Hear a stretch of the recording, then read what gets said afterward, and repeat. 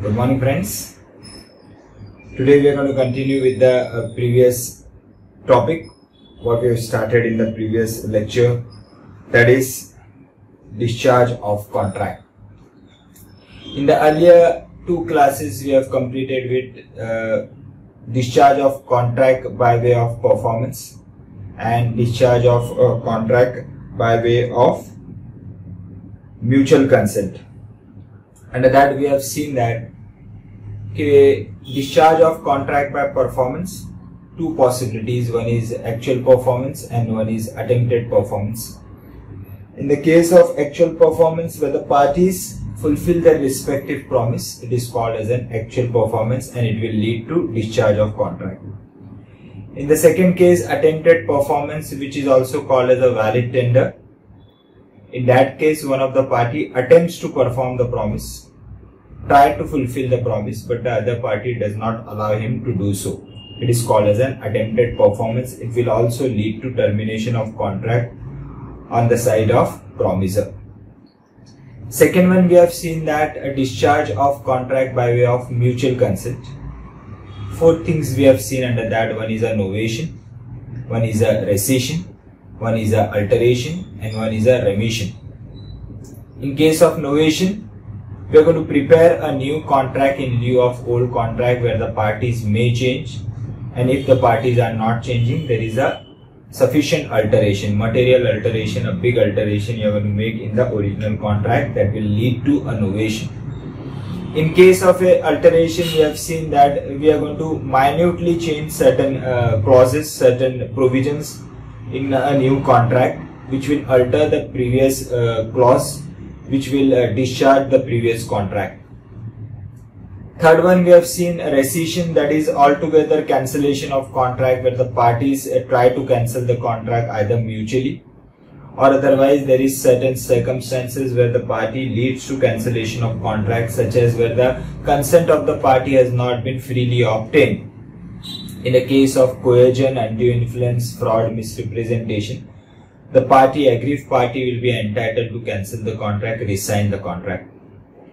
And last one is a remission. We have seen remission is in the case where the party allowed certain kind of a discount or accept a part of performance in lieu of whole performance, accept part of money in lieu of the total amount due, that is if the amount is due is 1 lakh and accept 95,000 in full settlement of account, or give certain extra time for performance to the other party, or otherwise accept some other thing in lieu of what has been promised by the party, such as in the case where in lieu of amount, in lieu of money, if I am accepting certain other things such as a gold chain, jewelry, vehicle in lieu of that particular amount due from you, that is also called as a remission. So all these cases is a part of discharge of contract by mutual consent. And today we are going to study about the third one, that is discharge of contract by lapse of time. Lapse is nothing but expiry of time.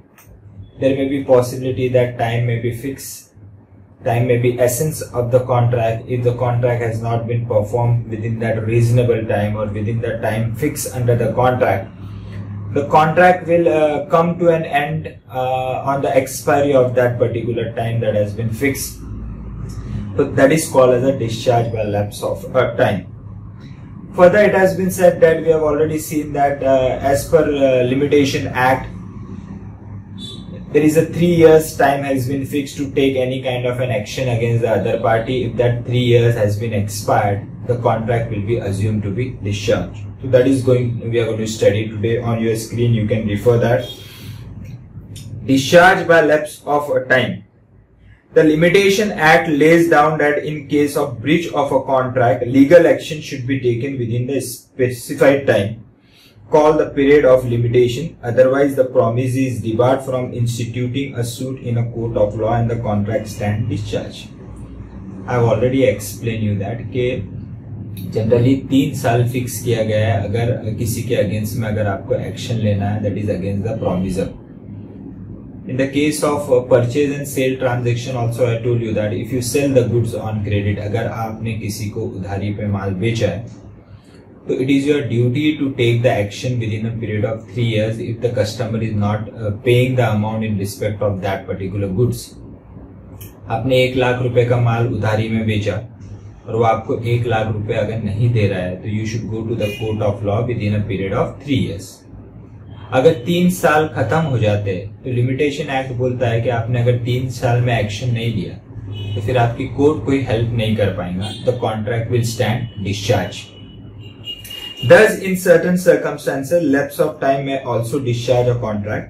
For example, the period of limitation for a simple contract is 3 years under the Limitation Act, and therefore, on default by debtor, if the creditor does not file a suit of recovery against him within 3 years of default, the debt becomes time barred on the expiry of 3 years, and the creditors will be deprived of his remedy at law. Deprived of his remedy at law, that means he will not be able to take the help of the court of law. Court का वो help नहीं ले सकता है अगर 3 साल खत्म हो गए. 3 years is sufficient time to take the action. और अगर 3 साल तक आप नहीं ले पा रहे हो तो कोर्ट आपको बोलेगा आप 3 साल तक क्या कर रहे थे, 3 साल तक आपने एक्शन क्यों नहीं लिया, आपने 3 साल एक्शन नहीं लिया तो now we can not help you out. तो 3 years if expired the contract will stand discharge. फिर आप उससे लॉफुली पैसा वसूल नहीं कर सकते. This in fact implies discharge of contract. Also, where the time is an essence of the contract, if the contract is not performed at the fixed time, the contract comes to an end, and the party not at fault need not perform his obligation and may sue the other party for damages. We have also seen that where in the case of a contract, time is an essential factor, essence of the contract.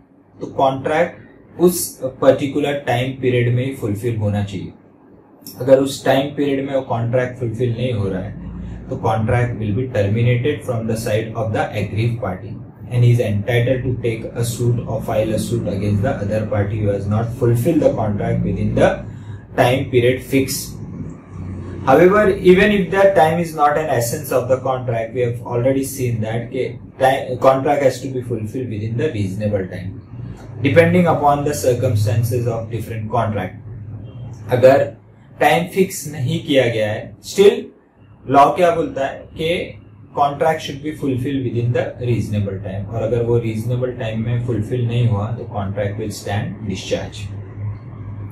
Previous chapter में we have already seen that के generally in the case of a commercial transaction, in the case of a mercantile transaction, where there is a delivery of the goods, the goods should be supplied within a specified time, क्योंकि delivery is a very essential factor. अगर आपने specified time में या reasonable time में delivery of goods नहीं दिया तो फिर there is every possibility that other party will have to forgo the profit. तो in the case of a commercial transaction generally it is assumed that as far as delivery is concern time is an essential factor. तो अगर वो time period में contract fulfil नहीं हुआ, promise fulfil नहीं हुआ तो कॉन्ट्रैक्ट विल स्टैंड डिस्चार्ज. तो this is all about discharge by lapse of time. तो 3 things we have completed as far now. One is discharge by performance, there is attempted performance, actual performance. Second one is a discharge by mutual consent. 4 things: novation, rescission, remission and alteration, and third one is a discharge by lapse of time, that is expiry of time. Now fourth one will come up with a discharge by operation of law. law के जरिए किस तरीके से आपका contract will stand discharge. तो one by one we are going to see all this. Now first thing they have covered is a death of the person who has promised to do something. I already told you that the contract can be performed either by the promisor or contract can be performed by his authorized agent. In case of a death of that particular promisor, the contract can be performed by the legal representative. But so far as the contract which are of a expertise nature, personal nature, अगर कोई expertise nature का contract है जो promiser ने promise किया है fulfil करने का, I given you the example of A doctor या फिर पेंटर. अगर उस पेंटर ने कुछ प्रॉमिस किया है आपका पिक्चर पेंट करने के लिए और अगर उसकी डेथ हो जाती है, प्रॉमिसर की डेथ हो जाती है, तो कॉन्ट्रैक्ट विल स्टैंड डिस्चार्ज. तो what they have covered, contract involving personal skill, knowledge or ability of the deceased party are discharged automatically on the death of the promisor. We have already seen that. Okay, death of the promisor where it involves a personal skill will stand discharged. Contract will be terminated and the other party, we cannot enforce the contract, cannot ask the legal representative or other person to carry out that contract. Contract will stand discharged. In other contract, the rights and liability of the deceased person pass on the legal representative of the dead man. We have already covered that. कि अगर personalized nature का contract नहीं, such as contract involving sale of goods or payment of money, then the contract will pass to the other person that are legal heads. लेकिन इस case में भी we have seen that कि there is every possibility that at the time of entering the contract with the original promisor, he may write something which may instruct the other party to say that कि ये contract legal heads पे transfer नहीं होगा. तो in that circumstances, even this kind of a contract will not be transferred on the legal head. However, if there is nothing like this, then rights and liabilities, assets and liabilities will be transferred on the legal heads. और उसमें condition we have seen that कि liability cannot exceed the assets. Liability should be either lesser than the assets or equal to the asset, and only in that circumstances the legal representative or legal heir will be responsible to pay off the debts of the father or a promisor, we can say. Second one is an insolvency. In the case of insolvency, अगर court किसी person को insolvent declare कर देता है तो उसके सभी liabilities से related contract will get discharge. उसके सभी rights and liabilities will be transfer to the official assignee who is appointed by the court of law. तो उसके सभी rights and liabilities will be transfer to that person in the sense that कि insolvent ने जितने भी contract enter किए as far as where his liability arises, तो वो सभी कॉन्ट्रैक्ट क्या हो जाएंगे, discharge. What it says, the insolvent is discharge from the liability on all contract entered into up to the date of insolvency. After the date of insolvency वो कोई contract entered कर ही नहीं सकता है जिसमें उसकी लाइबिलिटी अराइज होती हो. तो इंसॉल्वेंसी की डेट तक, दैट इज जब उसको कोर्ट इंसॉल्वेंट डिक्लेयर करता है, तो वहां तक के जितने भी उसने कॉन्ट्रैक्ट एंटर किए जिसमें उसकी लाइबिलिटी अराइज हो रही है, वो सभी लाइबिलिटीज और राइट्स किसको ट्रांसफर कर देंगे, ऑफिशियल असाइनी. तो उसके सभी कॉन्ट्रैक्ट्स क्या हो जाएंगे जिसमें उसने अपनी लाइबिलिटी इनकट की थी, जिसमें he was a signer, he was an authorize signatory, तो वो सभी कॉन्ट्रैक्ट क्या हो जाएंगे, discharge, terminated. Third one is unauthorized material alteration. Unauthorized material alteration. Material alteration or an alteration. There are simple alteration and a material alteration. Simple alteration is simply like there is a spelling mistake in a contract and you have rectified that mistake. That is called as a simple alteration. Material alteration का meaning ये है कि major changes you have done, such as rate of interest जो था वो 10% था, you have increase to 15%, 20%, 1 को 2 कर दिया, amount is 1 lakh, you have made it as 10 lakh, तो this is called as a material alteration. तो it says that unauthorised material alteration. Unauthorised material alteration का मीनिंग ये है कि अगर दो पार्टीज के बीच में कॉन्ट्रैक्ट है और अगर उसमें से एक party without obtaining the consent of the other party makes a material alteration in the contract. आपके और मेरे बीच में कोई कॉन्ट्रैक्ट है और उसमें मैं उस कॉन्ट्रैक्ट में कोई मेजर चेंजेस कर रहा हूं बिना आपके कंसेंट लिए, बिना आपका अप्रूवल लिए, तो that contract will stand to be terminated. आप उसमें चेंजेस, मैं उसमें आपके कंसेंट के बिना, आपके अप्रूवल के बिना चेंज नहीं कर सकते हो। इट इज अंडरस्टूड दैट कि मैं 1 लाख को 10 लाख रुपए कर रहा हूं, यानी मैं फ्रॉड काम कर रहा हूं। तो यहाँ पे क्या हो जाएगा कि अनऑथराइज चेंजेस। अनऑथराइज का मीनिंग ये है कि आपका अथॉरिटी लिए बिना मैंने उस कॉन्ट्रैक्ट में चेंजेस कर दिए। तो ऐसे कोई मटेरियल अल्टरेशन अगर मैं करता हूं तो contract will stand terminated, contract will stand discharge. Clear with that? Next one is, it says merger of rights.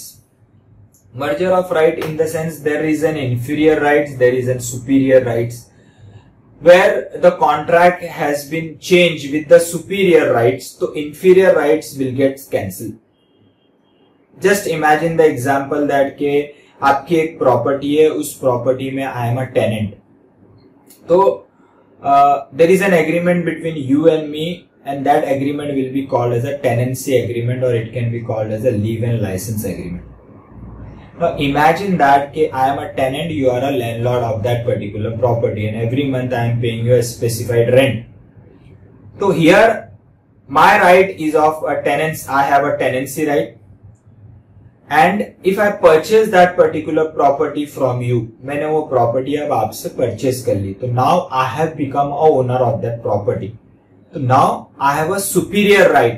My inferior rights were of tenant. Now I have a ownership right. तो यहाँ पे superior rights ने कब्जा कर लिया है in place of an inferior rights. तो जो पुराना agreement था, that agreement was of tenant agreement or a tenancy agreement or a leave and license. In lieu of that, we have prepared a new agreement that will be called as a sale deed. और मैंने आपसे वो property purchase कर ली, now I become the owner, I got a superior right. तो as soon as I become the owner of that particular property, पुराना जो agreement है, old agreement of leave and licence, वो क्या हो जाएगा, it will become void, it will automatically get cancel. तो यहाँ पे बोल रहा है merger of rights, where the superior rights come in place of inferior rights, then the old agreement will get terminated. So this is all about merger of right. Just you go through the notes which I have already given and read that. So what we have covered so far, first one is discharge of a contract by performance, actual performance, attempted performance. Second one is discharge by mutual consent, that is novation, alteration, remission and rescission. Third one is discharge by lapse of time, expiry of time period. There is every possibility that 3 years has been expired as per Limitation Act, contract will stand discharge, or where the time is an essence of the contract and the contract has not been performed within that specified time, the contract will stand discharge. And the fourth one, just now we have seen that discharge by operation of law. In that particular case, we have seen that death, insolvency, unauthorized material alteration and merger of rights, that is superior rights will come in place of inferior rights. Now let's start with a fifth one, that is a discharge by breach of contract. Discharge by breach of contract. Breach का meaning ये है कि you promise something, you enter into a contract with some party, and after entering into the contract you don't perform your promise, so that is called as a breach, यानी धोखा देना. That can be said that कि आप purposely you are not performing, or there may be certain circumstances which may not allow you to perform. There is every possibility, but after entering into the contract, if you don't perform your promise, that is called as a breach of contract. So what I have covered, we will just try to read that and see what has been covered under this particular topic. Breach of contract by a party, that too is also a method of discharge of contract, because breach also brings to an end the obligation created by the contract on the part of each of the parties. Of course, the aggrieved party, that is the party not at fault, can sue for damages for the breach of contract as per law, but the contract has such stand terminated. So breach का simple meaning क्या है कि party promise करके अपना promise पूरा नहीं कर रहा है, तो आउटकम क्या होगा, as far as law is concern the contract will stand discharge. तो जो एग्रीव पार्टी है, जो दूसरा पार्टी है जिसका कोई कसूर नहीं है, आपके साथ मैंने कोई कॉन्ट्रैक्ट किया है, I promise you to deliver goods worth ₹1 lakh, I was suppose to deliver cement bag worth ₹1 lakh. After entering into the contract, I failed to deliver the goods. So that is called as a breach. So what is an outcome available? What is आपके पास क्या rights available है? तो you have a rights to recover the damages from me for non-performance. क्योंकि मैंने promise करके अपना promise पूरा नहीं किया, so you are entitled to recover the damages. This entire topic has been covered in detail in the next unit, but so far as this particular topic is concerned here, we'll just try to understand के breach कितने type के होते. तो यहाँ पे क्या बोला है, on your screen you can see that कि there is an anticipatory breach and there is an actual breach. And these are the part of remedies available. These are all remedies available with the aggrieved party.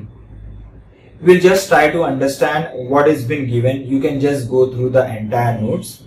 Detail में we are going to refer in the next chapter. Anticipatory breach of contract का meaning ये है कि contract entered हो गया and contract was supposed to be performed within a week or 2. लेकिन वो due date आने से पहले one of the party informed the other party that he will not be able to perform the contract on the due date. For example, we have entered into a contract. The contract is such as कि मैं आपको 200 cement bag worth ₹2 lakh मैं आपको दूंगा, and as soon as I am going to give you the delivery, you are going to give me ₹2 lakh. First I am going to give you the delivery and you are going to give me ₹2 lakh. मैं आपको 200 cement bag का delivery दूंगा और आप उसके बदले में मुझे पैसा दो. ड्यू डेट फिक्स हुआ है, टुडे इज 27 जुलाई एंड मैं आपको वो गुड्स की डिलीवरी दूंगा 5th अगस्त. Now due date is 5th August. 5 अगस्त को मैं आपको 200 सीमेंट बैग्स की डिलीवरी दूंगा और उसकी जगह आप मुझे ₹2 लाख दोंगे. अब हुआ ये कि आई हैव एंटिसिपेटेड दैट कि जो रेट फिक्स हुआ है उस रेट में मैं आपको नहीं दे पाऊंगा. द रीजन में बी एनी कि वो सीमेंट बैग्स का मुझे हायर प्राइस मार्केट में मिल रहा है, या फिर मैंने आपको ₹1000 पर बैग बोला है लेकिन अब मुझे मार्केट से खरीद के आपको देना है 200 सीमेंट बैग. मेरा सोचना ऐसा था कि मैं ₹800 में वो सीमेंट बैग लूंगा और आपको ₹1000 में दूंगा, लेकिन अभी मार्केट में उसका रेट हो गया है 1200 और मैं आपको ₹1000 में अब नहीं दे सकता. तो रीजन में भी एनी. तो इन एंटीसिपेशन के मुझे 5th अगस्त को आपको गुड्स की डिलीवरी देना है, तो मैंने 31st को आपको कॉल किया और आपको मैं बोलता हूं कि सर मैं वो डिलीवरी नहीं दे पाऊंगा. मैंने एंटीसिपेट कर लिया कि मैं वो गुड्स की डिलीवरी आपको नहीं दे सकता हूं क्योंकि there is every possibility that I am going to incur the loss और whatever is the reason in anticipation that के मैं वो प्रॉमिस फुलफिल नहीं कर पाऊंगा. मैंने आपको 31 जुलाई को ही फोन कर दिया और आपको बोल दिया कि मैं डिलीवरी नहीं दे सकता.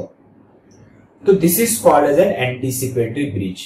दैट मीन्स व्हाट कि ड्यू डेट आने से पहले if party informs the other party, if one of the party at default inform the other party that he is not going to perform the promise on the due date, so that is called as an anticipatory breach.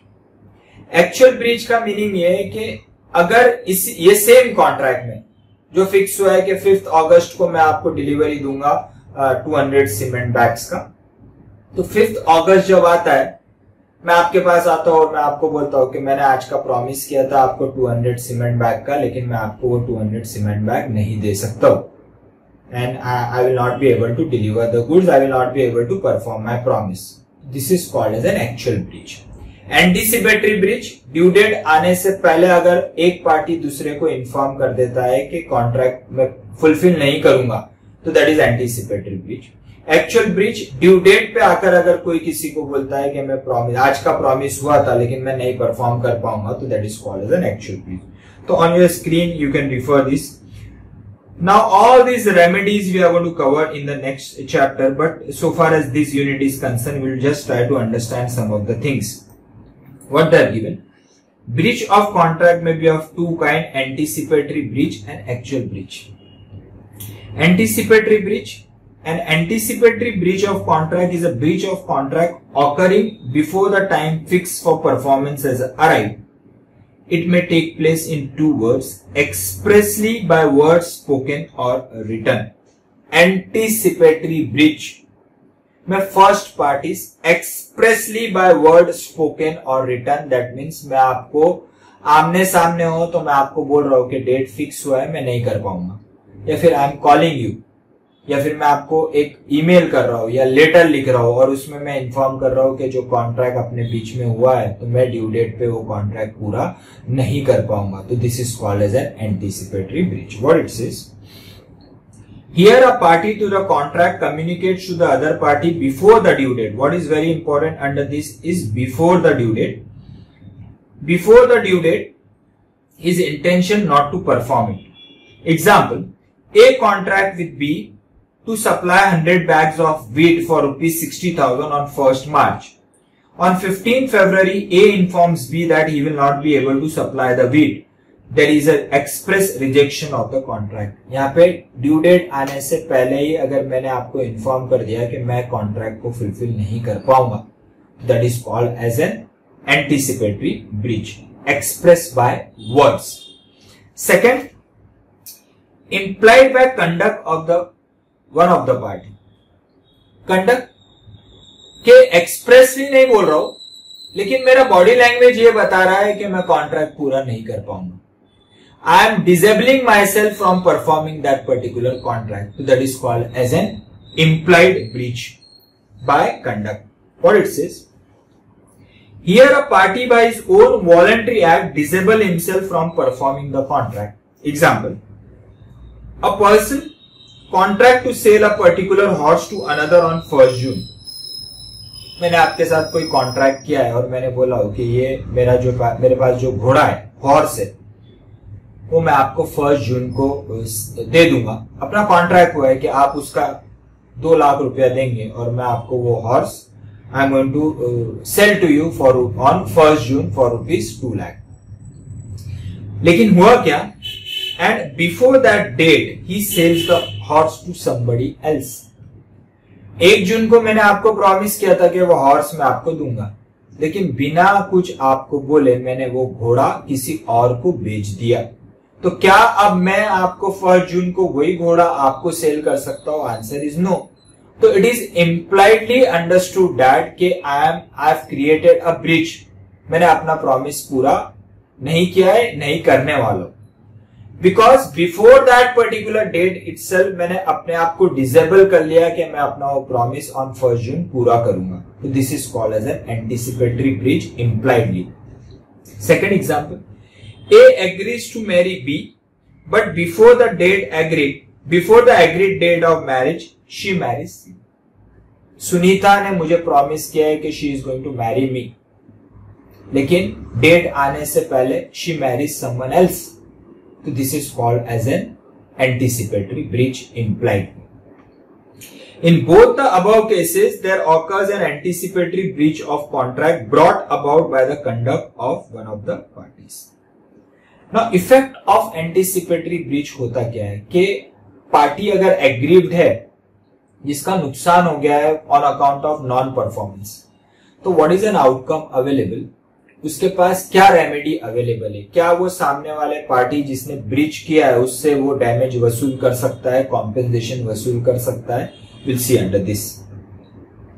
When there is an anticipatory breach of contract, the promisee is excused from the performance or from further performance. Obviously, अगर आपने breach किया है, मैंने आपको promise किया है कि I am going to give you the cement bags, 200 cement bag worth ₹2 lakh on 5th August, और मैं कॉन्ट्रैक्ट डेट आने से पहले ही मैं अपने आप को डिसेबल कर लेता हूँ, वो सीमेंट बैग किसी और को बेच देता हूँ, या फिर डेट आने से पहले मैं आपको इन्फॉर्म कर देता हूँ कि मैं आपको सीमेंट बैग सप्लाई नहीं कर पाऊंगा, तो कॉन्ट्रैक्ट विल गेट टर्मिनेटेड आपके साइड से, और आप मेरे खिलाफ केस फाइल करके मेरे से कॉम्पेंसेशन वसूल कर सकते हैं.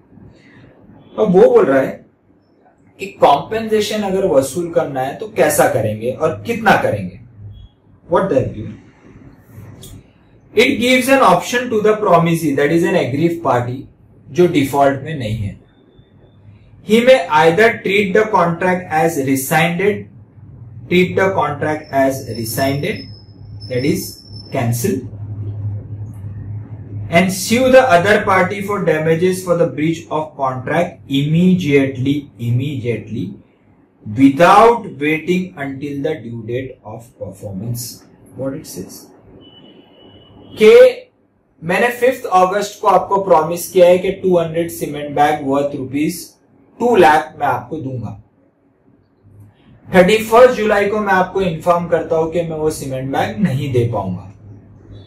तो you are an aggrieve party, I am a party at default. आपके पास क्या रेमेडी अवेलेबल है? तो वो बोल रहा है आपके पास ये रेमेडी अवेलेबल है कि आप इमीडिएटली उस कॉन्ट्रैक्ट को कैंसिल समझो एंड आप मेरे से कॉम्पेंसेशन क्लेम कर सकते हो इमीडिएटली। कितना कॉम्पेंसेशन क्लेम कर सकते हो?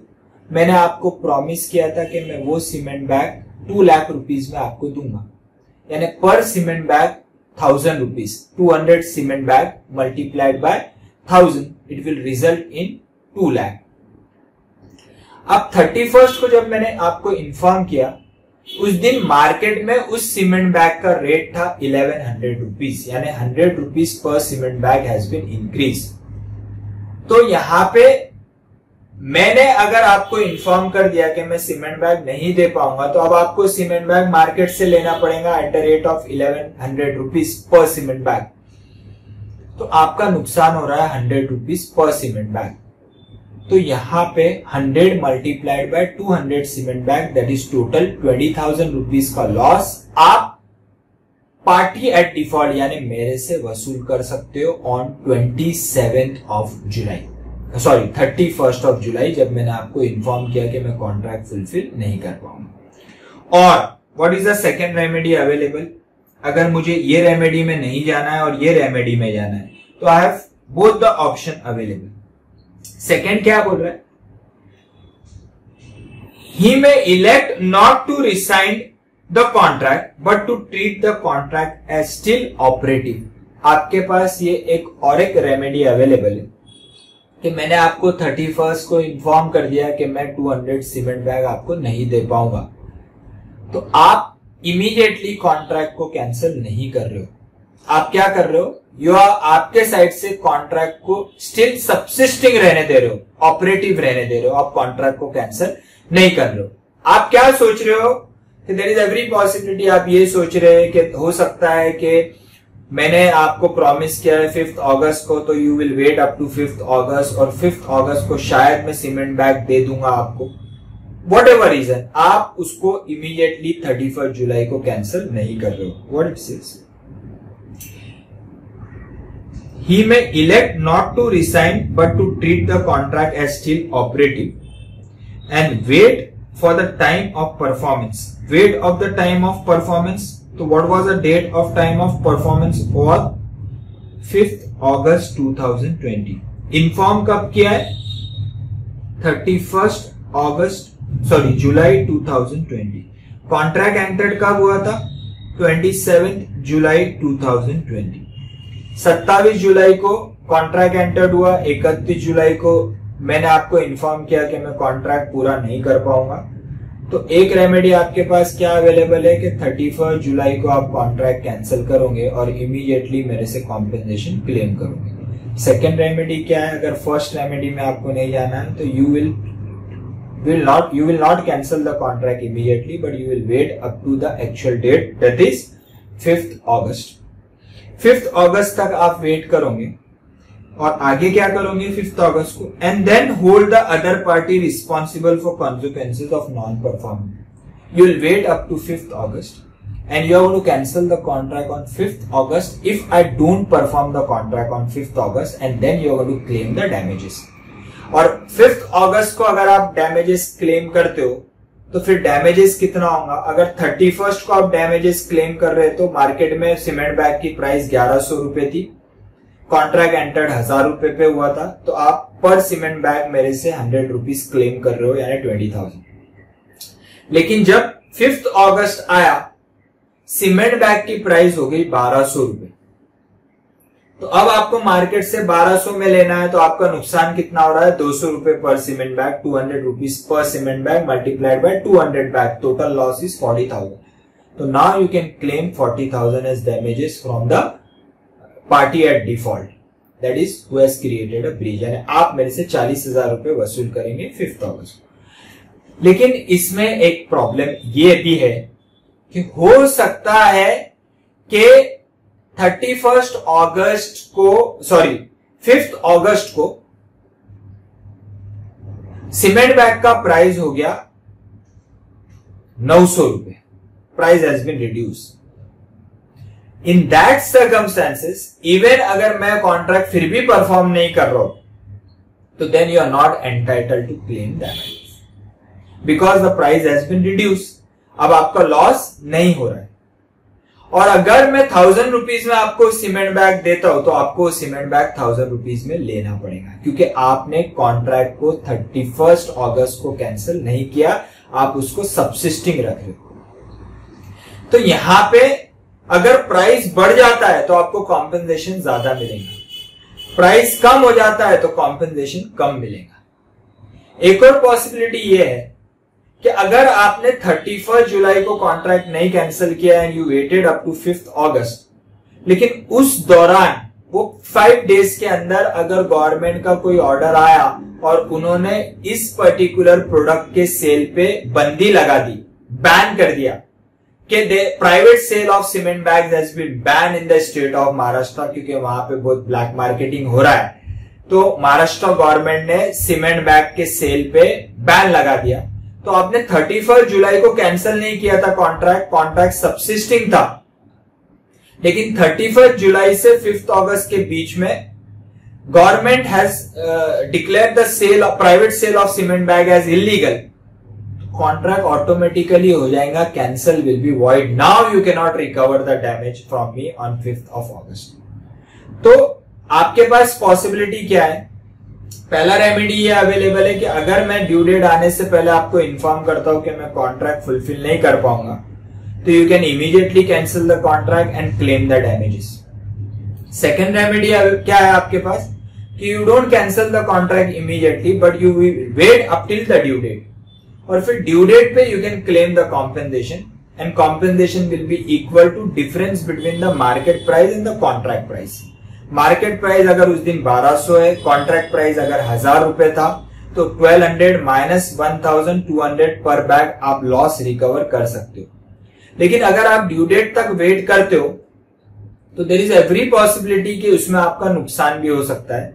नुकसान ऐसा कि अगर उस सीमेंट बैग का प्राइस रिड्यूस हो गया, then you are not entitled to recover the damages. If the price of that particular cement bag has come down below 1000, then you are not entitled to recover the damage. Or if the cement bag ka price has come down to 1050, sorry, so then you are entitled to recover the damages of only ₹50 per cement bag.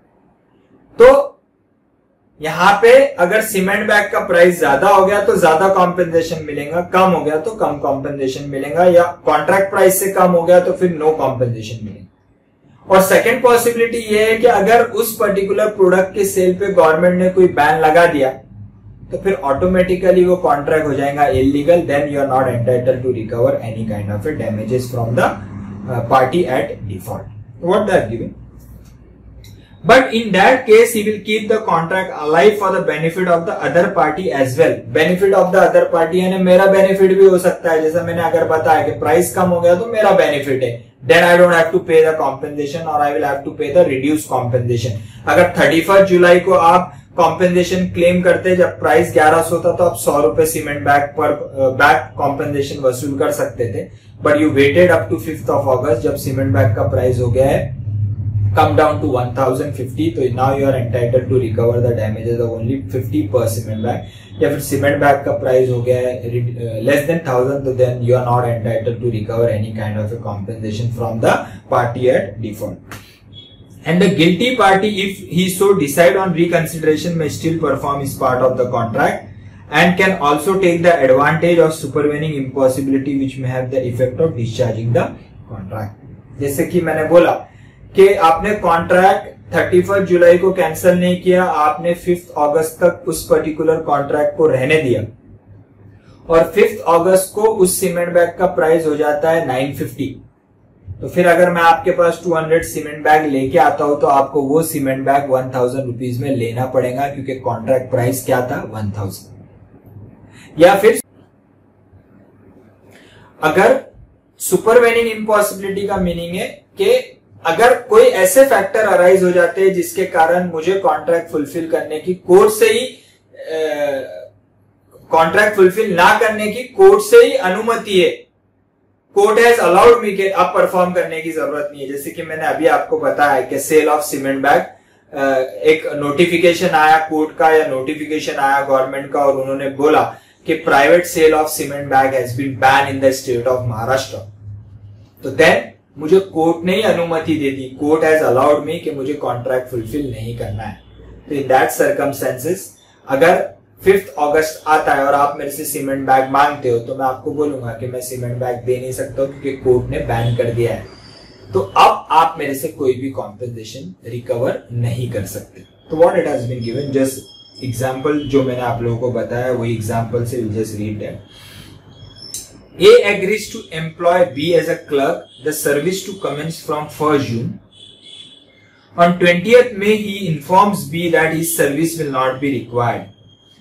B is exonerated, release someone, exonerated का meaning क्या है, release someone from a duty or obligation under the contract and may at once sue A for damages for the breach of contract without waiting until the fixed time of performance. A agrees to employ B as a clerk.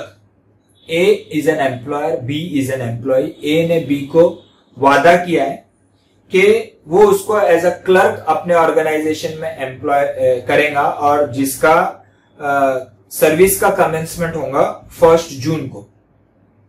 लेकिन employer ने before the arrival date 20 मई को inform कर दिया कि मैं आपको employ नहीं कर पाऊंगा। तो यहाँ पे पार्टी एट डिफॉल्ट कौन है, एम्प्लॉयर, दैट इज ए, और एग्रीव पार्टी कौन है, एम्प्लॉय, जो एम्प्लॉय होने वाला था, दैट इज बी।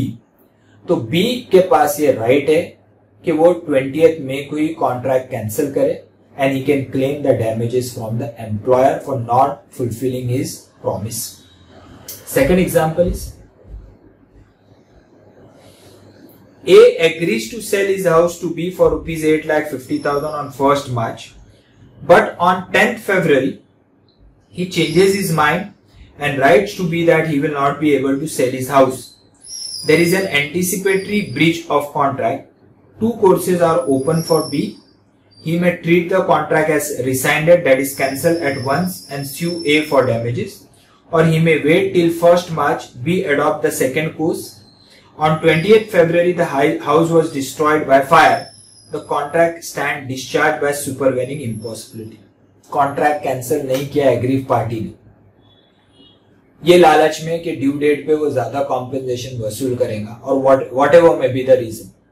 लेकिन उस दौरान क्या हुआ, जब डिफॉल्टिंग पार्टी ने इन्फॉर्म किया और ड्यू डेट के बीच में एक इंसिडेंट ऐसा हो गया जिसको बोला जाएगा सुपरवेनिंग इम्पॉसिबिलिटी, कि उस घर को आग लग गया। तो what will be the outcome, A is entitled to take the advantage of this supervening impossibility. A is what? The party at default, जिसने इन्फॉर्म किया है कि वो कॉन्ट्रैक्ट पूरा नहीं कर पाएगा, लेकिन अब कॉन्ट्रैक्ट ऑटोमेटिकली उसके एडवांटेज पे आ गया and B cannot recover any damages from him. If the house did not catch fire, A could have taken back his letter of repudiation and asked B to take the possession of the house on payment as per agreement. Due date तक अगर आप wait करते हो तो जिस party ने आपको inform किया है वो कॉन्ट्रैक्ट पूरा नहीं करेगा, उसके पास अभी भी चांस है कि वो ड्यू डेट पे आके आपको बोले नहीं मैं आप पूरा करने के लिए रेडी हूं क्योंकि आपने कॉन्ट्रैक्ट कैंसिल नहीं किया है। तो this is all about anticipatory breach. These are certain additional examples जो मैंने आप लोगों को बताया, just you go to that. Next one is an actual breach.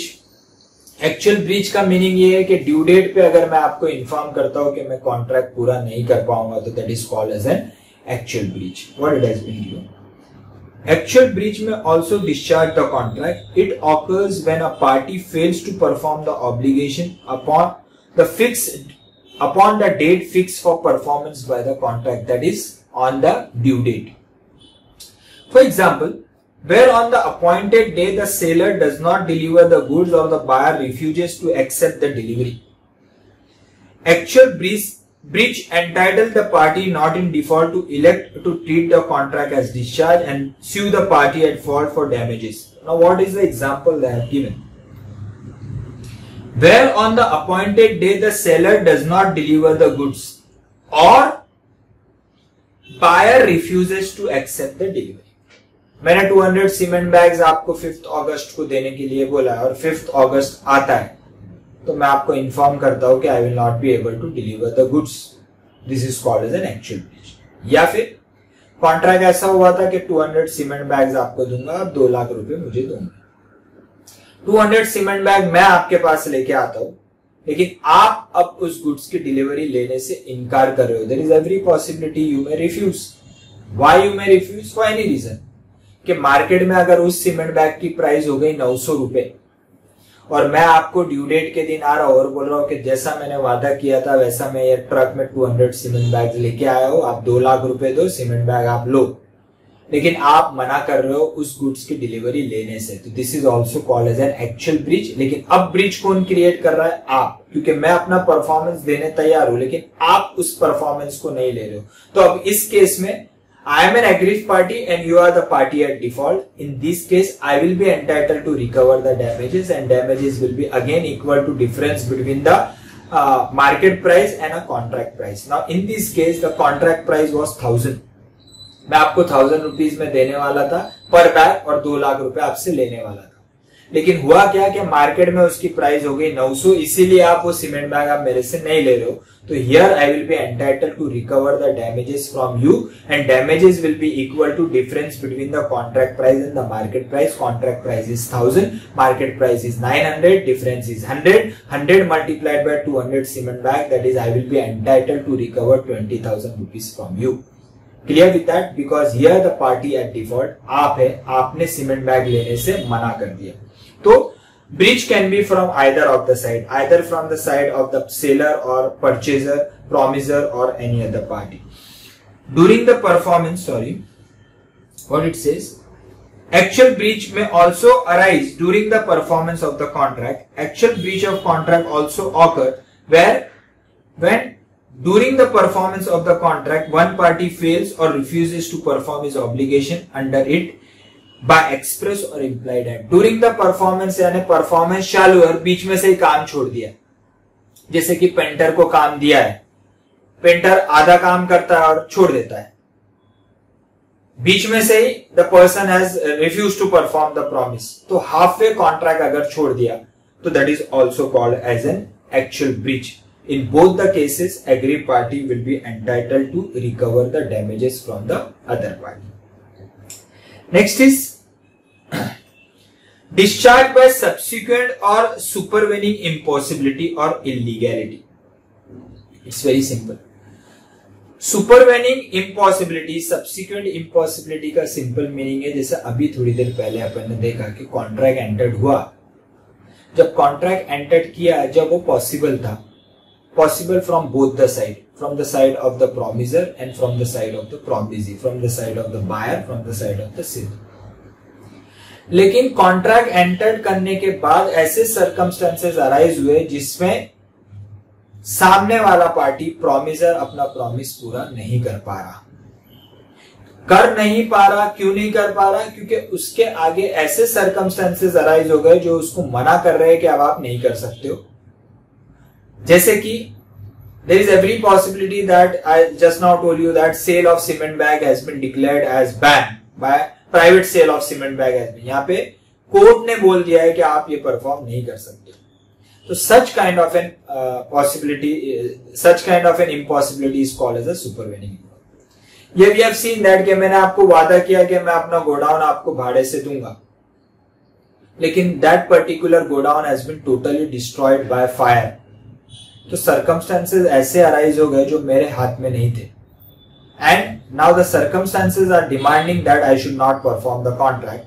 So in that case, the contract will stand discharge. What it has been given. Agreement becomes void when it becomes impossible to perform them due to variety of reason.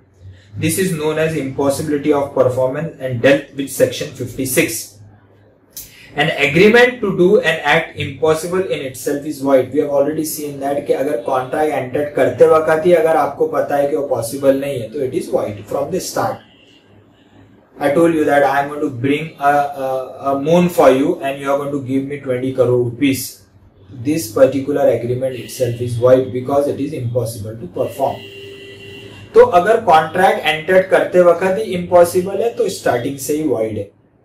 लेकिन contract enter करते वक्त वो चीज possible था, लेकिन आगे चल के वो अगर इम्पॉसिबल हो गया, तो in that case the contract will become void as soon as it will become impossible. What it says, a contract to do an act which after the contract is made become impossible और by reason of some event which the promisor could not prevent, unlawful becomes void when the act become impossible और unlawful.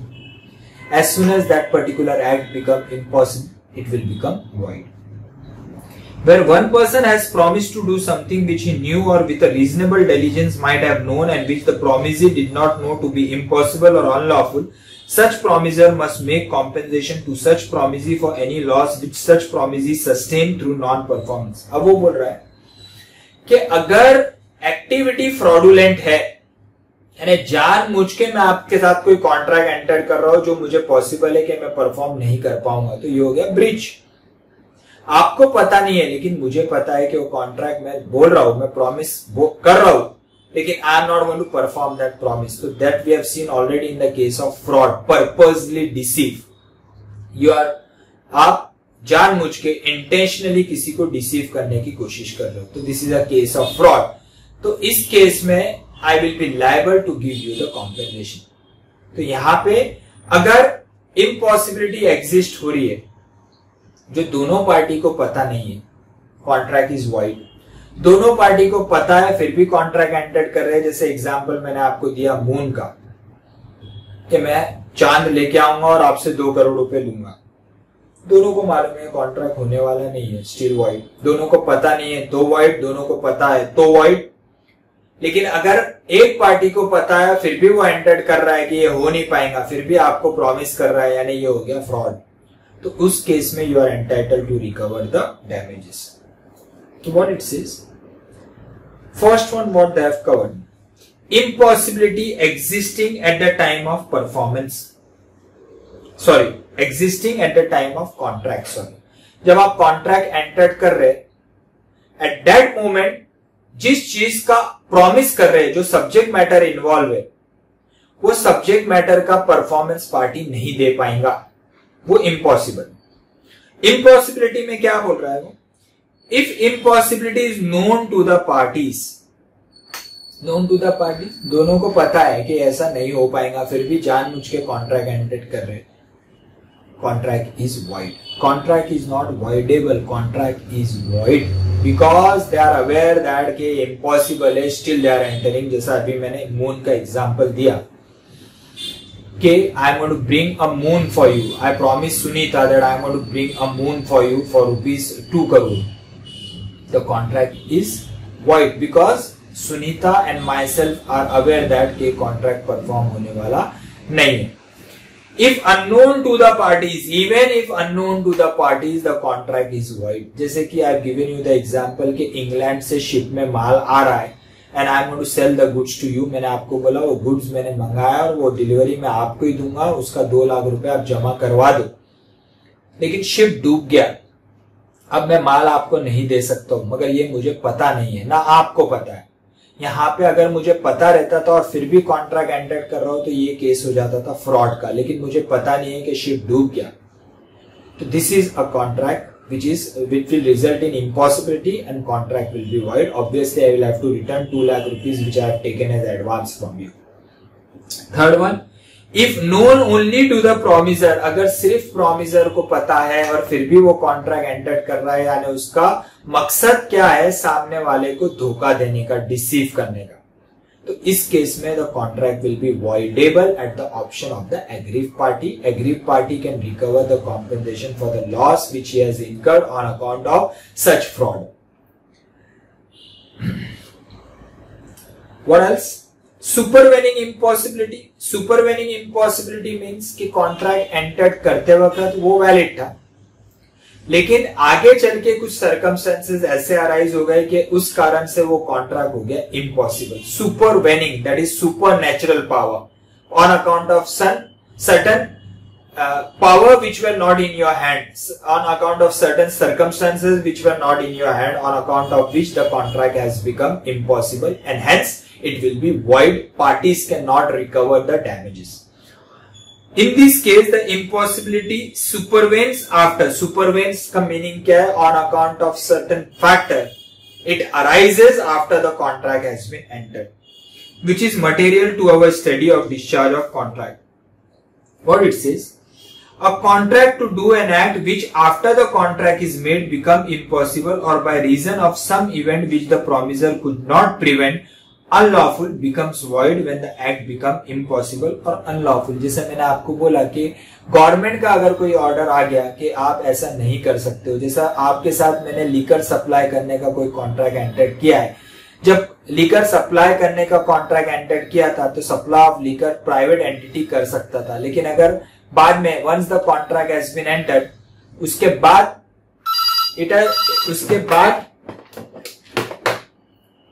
After the contract has been entered, उसके बाद ऐसे circumstances arise हुए जहां पे government has declared कि you are not entitled to sell the liquor, private sale of liquor has been ban.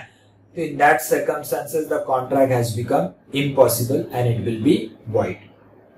What it says? Thus, under section 56, where an event which could not reasonably have been in the contemplation of the parties when the contract was made, render performance impossible or unlawful, the contract becomes void and stand discharged. This is known as a frustration of the contract. Try to remember this. This is also known as a frustration of contract. Brought by supervening impossibility. It is also known as doctrine of supervening impossibility. Supervening impossibility का meaning क्या है कि contract entered करते वक्त performance was possible, but after the contract has been entered, the performance has become impossible on account of certain supervening factor. That means supernatural factor. The contract has become, जैसे कि stadium के अंदर अगर आप एक seminar organise करने वाले हो, you have entered a contract with owner of that stadium that के 5th अगस्त को I am going to held a big seminar over here. लेकिन हुआ क्या कि 5th अगस्त के पहले हेवी रेनफॉल हुआ और वो particular stadium has been entirely destroyed. तो यहाँ सुपर नेचुरल फैक्टर के कारण वो पर्टिकुलर इवेंट अब वो इम्पॉसिबल हो गया, क्योंकि वो पर्टिकुलर स्टेडियम ही डिस्ट्रॉय हो गया. तो now how you are going to perform that particular contract. तो इस सर्कमस्टेंसेस में वो कॉन्ट्रैक्ट हो जाएगा void, cancel. The rationale behind the doctrine is that if the performance of the contract become impossible by reason of supervening impossibility or illegality of the act agreed to be done, it is logical to absolve the parties from further performance of it, as they never did promise to perform an impossibility. Absolve यानी court themselves will remove them from performance. Court उनको remove कर देगा, court उनको discharge कर देगा कि ऐसी impossibility arise हो गई है, ऐसा इलीगैलिटी अराइज हो गई है, तो प्रॉमिसर को कोर्ट बोलेगा अब आपको परफॉर्म करने की जरूरत नहीं है. तो अब कोर्ट ने ही मुझे बोल दिया कि परफॉर्म करने की जरूरत नहीं है, तो then you are not entitled to held me responsible for non performance, because circumstances ऐसे अराइज हो गए. जैसे स्टेडियम के एग्जांपल में स्टेडियम डिस्ट्रॉय हो गया है जहां पे seminar we were suppose to organise, and वो ऐसे फैक्टर के कारण अब मैं परफॉर्मेंस नहीं दे सकता, तो कोर्ट ने भी मुझे हेल्प किया है और बोला है कि आप परफॉर्मेंस देने की जरूरत नहीं है. उसी तरह इलीगैलिटी अराइज हो जाती है, जैसा मैंने लीकर का एग्जांपल दिया, सीमेंट बैग का एग्जांपल दिया. मैंने आपको मैं सीमेंट बैग सेल करने वाला हूँ, आपको कॉन्ट्रैक्ट एंटर्ड हो गया है, लेकिन फिर गवर्नमेंट का ऑर्डर आया कि प्राइवेट सेल ऑफ लिकर या private sale of cement has been ban in the state of Maharashtra. तो court will absolve me, court बोलेगा कि अब आपको परफॉर्मेंस देने की जरूरत नहीं है, तो contract will stand discharge and you can not held me responsible for non performance, even you can not recover any kind of damages from me. However, अगर आपने एडवांस कुछ दिया है तो I am liable to return that advance to you. तो this is all about supervening impossibility, but there are certain circumstances that कि artificial impossibility है, जैसे कि मैंने आपको बोला कि मैं सीमेंट बैग आपको 1000 रुपीज पर सीमेंट बैग आपको दूंगा, लेकिन अब मार्केट में उस सीमेंट बैग 1200 रुपीज में अवेलेबल है, तो मैं आपको बोल रहा हूँ कि अब मैं नहीं दे पाऊंगा, अब मेरे लिए इम्पॉसिबल है, आई can not give you. So this cannot be called as a supervening impossibility. It is an artificial impossibility. In that circumstances, I will be liable to give you the damages. मुझे 1200 रुपए में वो cement bag market से लेने पड़ेंगे और आपको 1000 रुपए में ही देना पड़ेगा as I promised to you. उस केस के अंदर मैं कॉन्ट्रैक्ट को अवॉइड नहीं कर सकता हूँ। सिमिलरली अगर कोई ट्रांसपोर्टर का स्ट्राइक हो गया और मैं आपको बोल रहा हूँ कि बॉम्बे से गुड्स लाने थे लेकिन ट्रांसपोर्टर का स्ट्राइक हो गया है तो मैं आपको गुड्स नहीं दे पाऊंगा, तो यहाँ पे मैं वैसा आर्टिफिशियल इम्पॉसिबिलिटी क्रिएट नहीं कर सकता हूँ, ये कमर्शियल इम्पॉसिबिलिटी हो गई। यहाँ पे मुझे गुड्स लाने पड़ेंगे, वो मेरा रिस्पॉन्सिबिलिटी है। मैंने आपके साथ कोई कॉन्ट्रैक्ट ऐसा एंटर नहीं किया था कि सब्जेक्ट टू द सेटिस्फेक्शन के ट्रांसपोर्टर अवेलेबल रहा तो मैं गुड्स दूंगा, ऐसा कोई कॉन्ट्रैक्ट नहीं था। कॉन्ट्रैक्ट क्या था कि मैं आपको ये चीज दूंगा, अब वो चीज कहां से लाके देना है वो मेरा प्रॉब्लम है। मुझे बॉम्बे से लेके वो गुड्स आपको देना है तो मुझे बॉम्बे से वो गुड्स कैसे तो भी लाने पड़ेंगे, even though there is a strike, transporter available नहीं है, तो मुझे प्राइवेट कैरियर यहां से करवा के बॉम्बे भेजना पड़ेगा, वो गुड्स लाना पड़ेंगे और आपको देना पड़ेंगे। उसमें मेरा कितना भी लॉस हो रहा है वो लॉस मुझे बेयर करना पड़ेगा, लेकिन गुड्स देने पड़ेंगे। यहाँ पे सुपरवेनिंग इम्पॉसिबिलिटी नहीं बोला जाएगा। फैक्ट्री का स्ट्राइक हो गया, माल नहीं है, दूसरे फैक्ट्री से मुझे खरीदना पड़ेगा, वो गुड्स लाने पड़ेंगे, आपको देना पड़ेगा। यहाँ पे I can not say that कि there is a supervening impossibility, this is an commercial impossibility. तो यहाँ पे मुझे कोर्ट छुटकारा नहीं देगा, मुझे यहाँ पे अपना प्रॉमिस पूरा करना पड़ेगा। अगर मैं नहीं करता हूं तो I will be held responsible and it will be called as a breach on my part and I will be liable to give you the damages. So this is all about impossibility and this is all about discharge of contract. So once we'll revise what we have gone through. So यहाँ पे what we have covered in the case of discharge of contract on your screens, just you refer that. Discharge of contract में one is an discharge by performance. There is an actual performance, there is an attempted performance. Actual performance, parties have fulfilled their promise, respective promise, contract is finished, contract will stand discharged. Attempted performance, where one of the party, that is a promiser, is ready to perform his part of the promise, but the promise is not allowing him to perform his promise. So on the side of the promiser, the contract will stand discharged and he will be entitled to recover the damages from the promisee. Second one is by mutual consent. On your screen you can refer that. By mutual consent, mutual consent or an agreement, that is four things: novation, that is a new agreement, new contract. Then there is an alteration, slight changes in the old contract, old provisions will get discharged, old provision will get terminated, cancelled. Then there is a remission, some extra time I am allotting the other party, or I am giving a discount to the other party, or I am accepting one thing in lieu of the other that has been promised under the contract, is called as a remission. And last one is a rescission, that is a cancellation. These are all part of cancellation or discharge of contract by mutual consent.